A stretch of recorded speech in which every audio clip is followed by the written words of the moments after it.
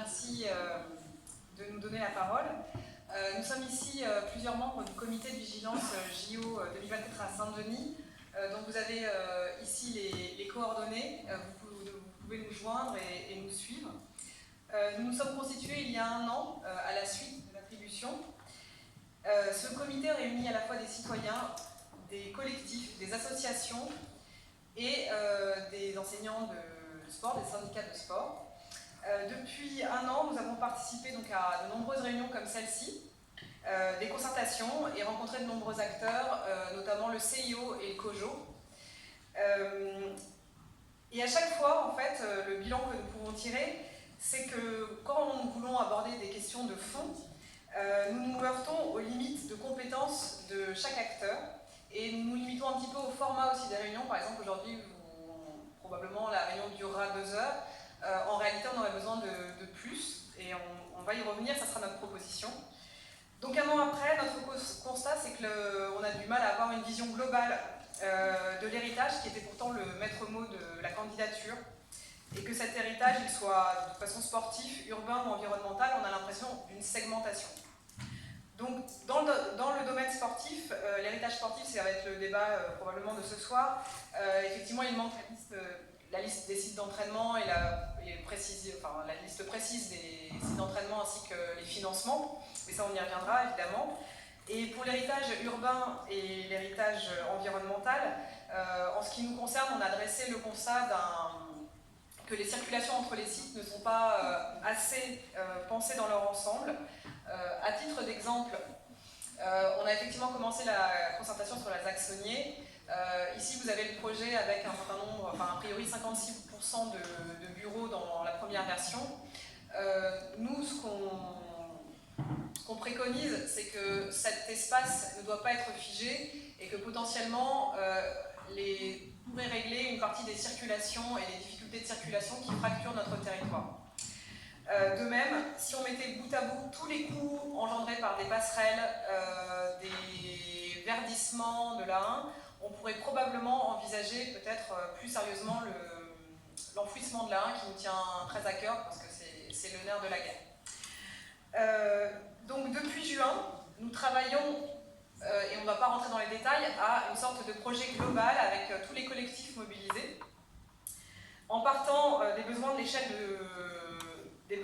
à l'échelle locale et sur tout le territoire. C'est cette carte qui est notre première étape, mais on entend continuer.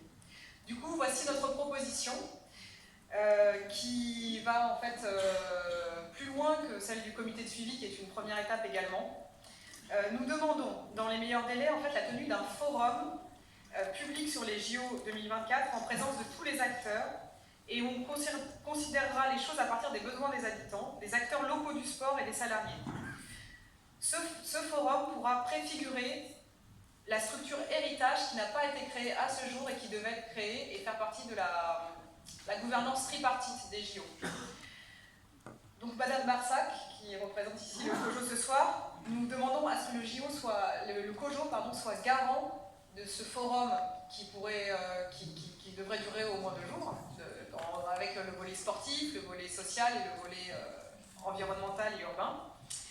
Et puisque le COJO assume cette mission fédératrice, je pense que ce sera un excellent point de départ. Nous demandons aux élus, y compris Madame Buffet qui n'est pas là malheureusement ce soir, mais aussi aux élus de pleine commune, aux élus des municipalités de soutenir cette initiative, parce que pour nous c'est la meilleure méthodologie pour faire des JO une réussite.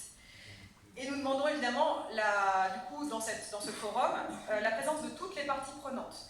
Que ça aille du département, de la métropole, la région Île-de-France, tous les acteurs qu'on a du mal à réunir tous ensemble, la Solidéo, le COJO, la délégation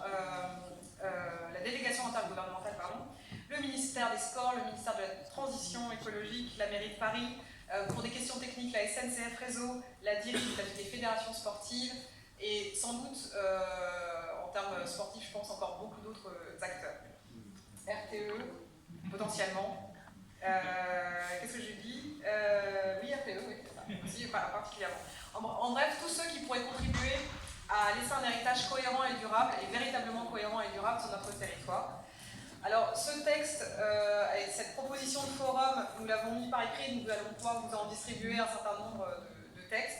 Et nous sommes à votre disposition. Vous avez donc sur cette feuille nos coordonnées pour mettre en place avec nous ce forum qui serait vraiment le point de départ d'un véritable héritage durable et cohérent. Je vous remercie. Merci, Cécile. J'ai un frac, pour être très clair, parce que maintenant je peux mettre ton nom, c'est encore plus simple.